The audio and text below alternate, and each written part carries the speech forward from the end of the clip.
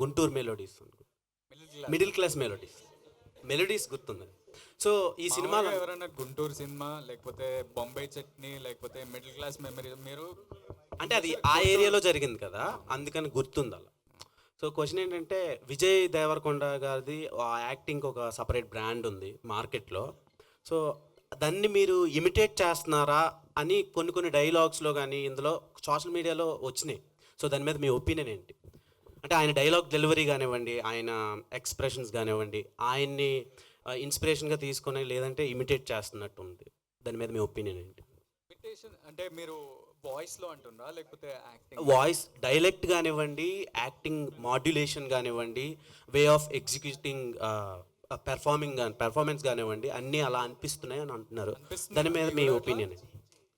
మీకు అనిపిస్తున్నాయా?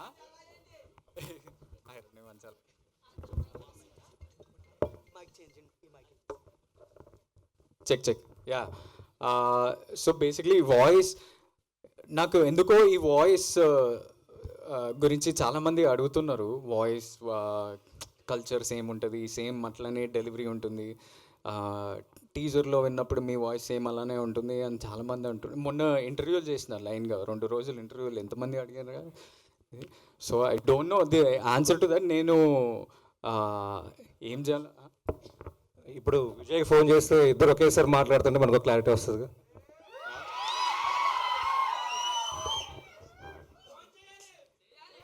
అంటే మీరు అడిగితే సరిపోద్ది కదా, నేను నీలా యాక్ట్ చేస్తున్నానా బ్రో అని చెప్పి అడిగేస్తే ఆయన చెప్తాడు కదా, అవును లేదు అని ఆయన చెప్పేస్తే సరిపోదు.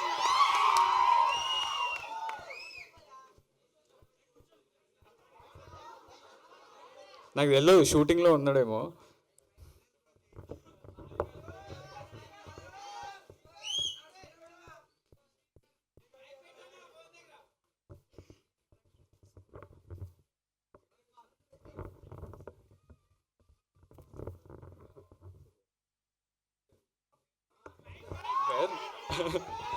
Put on mic.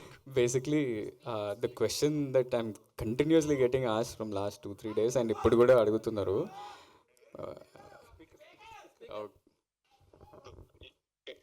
You're on speaker.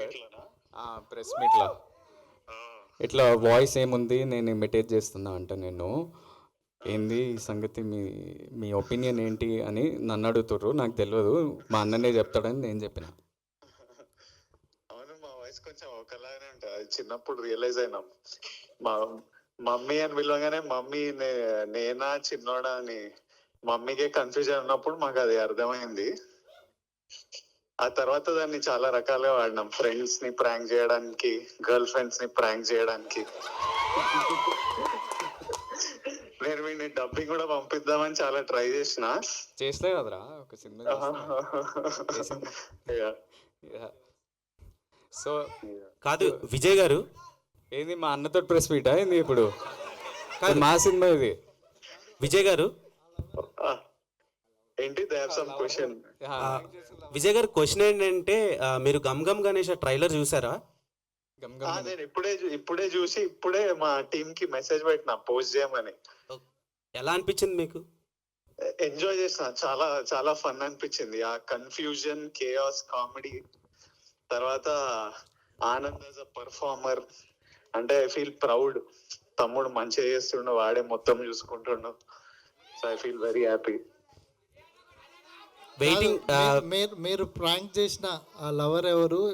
ఆమె రియాక్షన్ ఏంటి?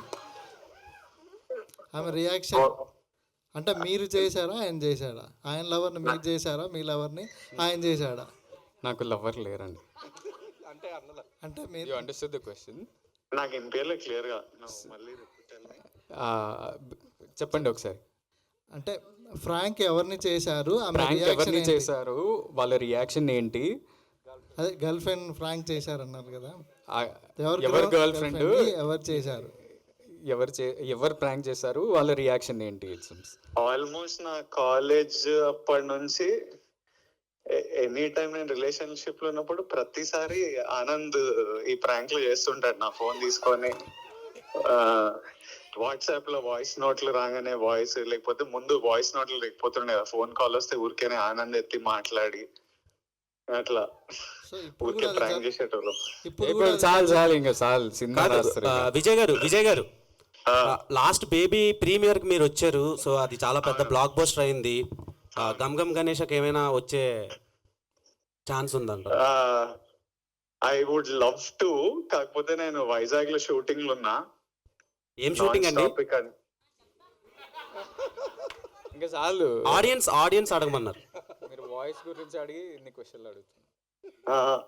ఇస్ ఇట్ ఆల్ ప్రెస్ అడుగుతుందా ఈ క్వశ్చన్ లో, ఆర్ ద హోస్ట్ యాంకర్ అడుగుతున్నా?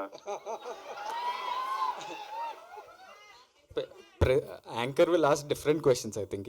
ఇలాంటి క్వశ్చన్లు అడుగుతారు. ప్రెస్ ఓన్లీ ఈజ్ ఆస్కింగ్ అన్న. 1 second. Thank you Vijay. They got clarity I think. Yeah, 1 second, you only tell. అందరికి big hugs, lots of love. Thank you all.